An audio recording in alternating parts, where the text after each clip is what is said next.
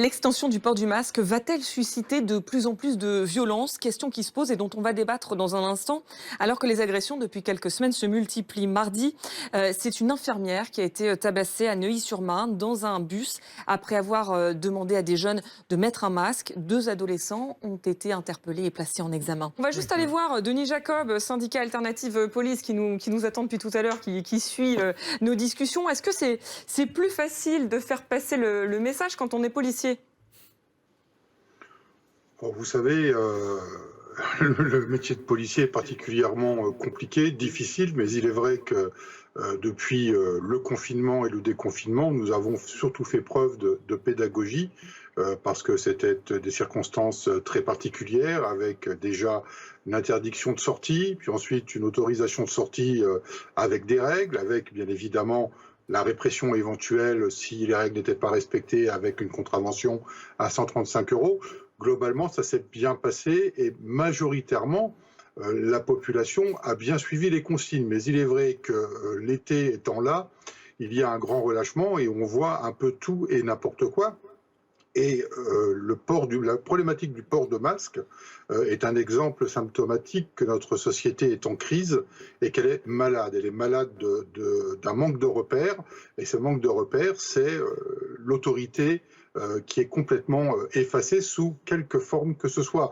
Une infirmière qui rappelle des adolescents à l'ordre pour ne pas avoir porté un masque, tout de suite dégénère et elle se fait agresser. Et ça, donc, c'est y compris au niveau de la famille, c'est au niveau de la police, c'est au niveau de tous les corps de métier qui représentent une autorité et notamment l'autorité de l'État. Et donc, c'est bien plus général qu'à cette problématique du port de masque. Alors oui, on fait respecter la règle. Pour le moment, ça s'est pas trop mal passé. On va voir comment ça évolue dans les semaines à venir avec cette généralisation de port de masque dans certains endroits de ville. Et c'est vrai qu'il y a une ambiguïté, une incompréhension dans la population entre dans une rue, je peux le mettre, je dois le mettre, et dans une autre rue, je ne suis pas obligé de le mettre. Est-ce que ça se passe pas trop mal? Parce que justement, pour le moment, comme vous dites, vous êtes dans la prévention et vous n'êtes pas encore dans la verbalisation. Non, on l'était déjà. C'est pas ça. Quand il y a eu le confinement, on était exactement dans le même cas de figure. On devait verbaliser si les gens ne respectaient pas la règle du port de masque quand ils sortaient, mais on faisait préalablement de la pédagogie. Je rappelle qu'il y a eu plus de 20 millions de contrôles pendant le confinement et à peine 1 million de verbalisations, ce qui démontre quand même que globalement, dans la population française, il y a un certain sens du civisme, sauf que là, je me répète, on est dans une période estivale où les gens se relâchent parce qu'ils ont été enfermés pendant plusieurs mois, il fait très chaud, et donc c'est un peu ce vent de liberté que les gens veulent retrouver, et c'est très compliqué de faire comprendre que la maladie est toujours là, et qu'elle tue en nombre, et que si elle ne respecte pas le port du masque, eh bien il y aura une période où nous ne pourrons pas faire autrement que de passer à une action plus coercitive par l'établissement de contraventions. D'ailleurs,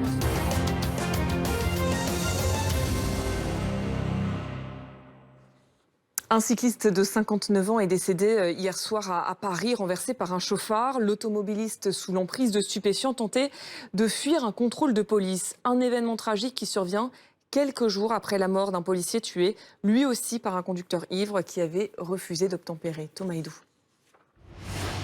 C'est ici, devant le restaurant La Rotonde, que s'est déroulé le drame hier soir. À l'origine pourtant, un simple contrôle routier. Il est à peine 18h30 ce mercredi quand un cycliste est percuté par une voiture au croisement des boulevards Raspail et Montparnasse à Paris. La vitesse du véhicule, le crissement des pneus et la violence du choc interpellent immédiatement cette boulangère qui travaille à quelques pas du carrefour. Enfin, j'ai vu une voiture qui roulait à peu près à 80 à l'heure. J'ai été tellement happée par ce corps dans les airs que je n'ai pas pu prêter attention à la marque des voitures ou qui était qui, je ne sais pas. J'ai simplement vu que ça roulait extrêmement vite. Quelques minutes plus tôt, l'automobiliste tentait d'échapper à un contrôle de police. Sous l'emprise de stupéfiants, l'homme n'aurait pas respecté la signalisation et percuté le cycliste.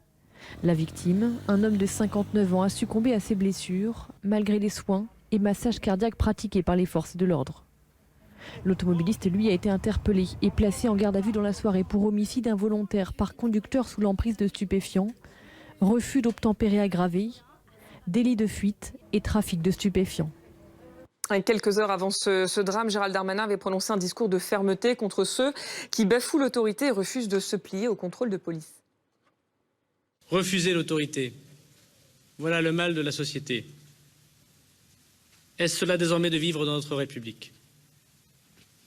Car c'est bien cela dont il s'agit. Sans règles, sans autorité, il n'y a plus de République. Sans règles, sans autorité, sans policiers, il n'y a plus de liberté, il n'y a plus d'égalité, il n'y a plus de fraternité. Sans règles, sans policiers, il n'y a plus que la loi du plus fort et la guerre de tous contre tous. Anne-Laure Bons, on vous retrouve. Gérald Darmanin affirme qu'il y a un refus d'obtempérer toutes les 30 minutes. D'où tient-il ce chiffre ? Pour obtenir cette moyenne, Gérald Darmanin s'appuie sur un rapport du ministère de l'Intérieur qui a répertorié tous les refus d'obtempérer de l'année dernière. En 2019, donc, les policiers et les gendarmes ont recensé pas moins de 24 000 refus d'obtempérer. Si on ramène ce chiffre sur une journée, cela fait bien un refus d'obtempérer toutes les 30 minutes. Plus globalement, si on veut prendre un peu de hauteur, selon le dernier bilan de l'Observatoire national de la sécurité routière qui date de 2018, l'ensemble des délits routiers, que ce soit usage de stupéfiants, refus et entraves, délits de fuite, sont en hausse pour la 4e année consécutive. Plus 5,7% de délits enregistrés en 2018 par rapport à 2017. Une hausse qui concerne là encore les refus d'obtempérer et les entraves à la circulation, avec 38 087 infractions relevées en 2018. C'est une hausse de plus de 36% donc en 2018 par rapport à 2017. Que risque-t-on pour un refus d'obtempérer ? Eh bien, le refus d'obtempérer, c'est une infraction qui appartient à la catégorie des délits routiers. Et selon le code de la route, vous vous exposez à une perte de 6 points sur le permis, une amende pouvant aller jusqu'à 7 500 € et 1 an d'emprisonnement, des sanctions auxquelles on peut rajouter d'autres peines si le délit de fuite est avéré. Denis Jacob, vous faites le même constat. Vous êtes, je rappelle, du syndicat Alternative Police. Vous, en tant que policier, généralement, on fuit un contrôle de police dans la grande majorité des cas parce qu'il y a un problème de permis ou un problème d'assurance.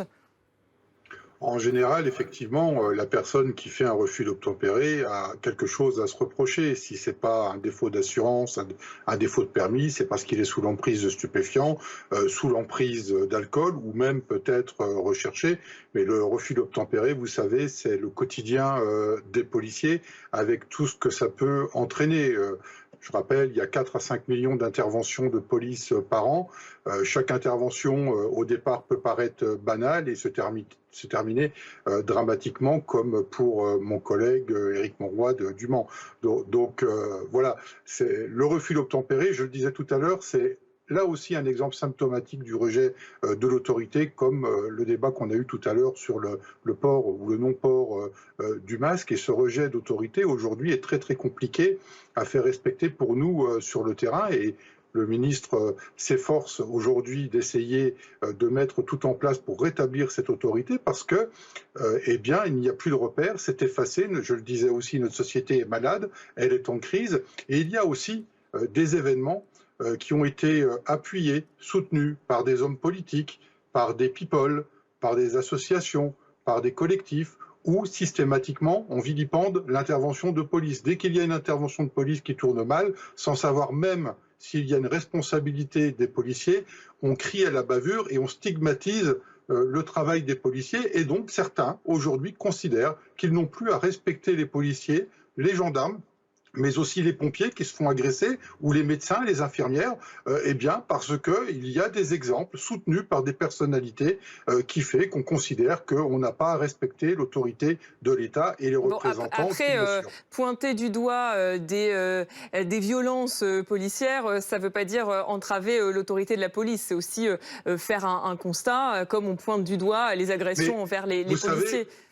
Vous savez, madame, quand systématiquement on considère que l'action de la police sur des manifestations pour faire appliquer l'ordre public, c'est systématiquement considéré comme des violences policières et que la violence des manifestants, certaines personnalités les considèrent comme des violences légitimes et les soutiennent, vous comprenez bien aujourd'hui que quotidiennement sur le terrain, il est difficile de faire respecter l'autorité des policiers. Je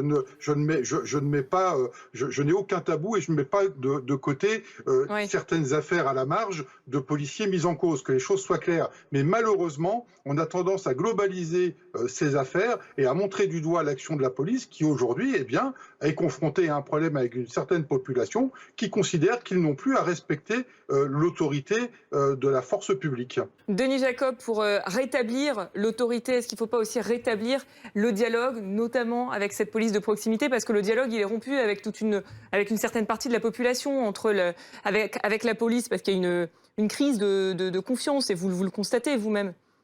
Oui, alors je pense que déjà pour répondre à Monsieur le maire, il faut arrêter de vivre dans le monde des bisounours et faire croire que la police peut régler à elle seule tous les problèmes.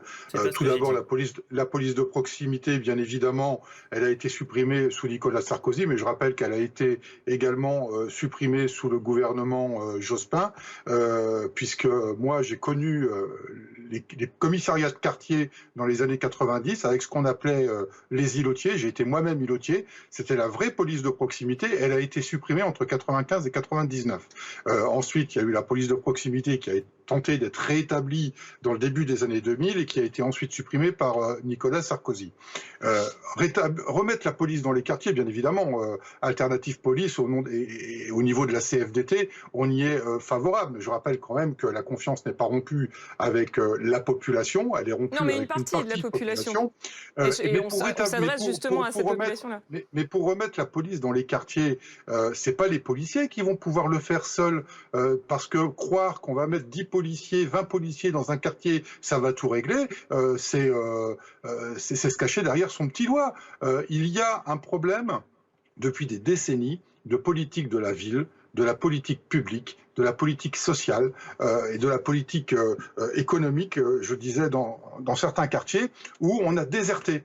On a déserté. Et la seule référence aujourd'hui des services publics dans les quartiers, c'est la police, dans les quartiers difficiles. Et la police, on ne la voit que quand elle vient pour régler des problèmes, parce qu'elle n'est pas en capacité d'y rester de manière pérenne, parce que ces quartiers-là ont été abandonnés, que certains trafics se sont installés, qu'il y a une économie souterraine, qu'il y a une guerre de territoire, et que quand on intervient aujourd'hui, on est considéré comme des ennemis, et que tant qu'on n'éradiquera pas ces noyaux durs de délinquance, de criminalité et de trafic en tout genre, et qu'on ne rétablira pas des services publics dans ces quartiers, notamment pour prendre en charge des jeunes qui sont en déshérence, avec des animateurs, des éducateurs sociaux, avec les services publics qui se doivent, on ne réglera rien avec la police elle seule. Il faut arrêter de croire que la police peut régler tous les problèmes de notre société. Ce n'est pas vrai.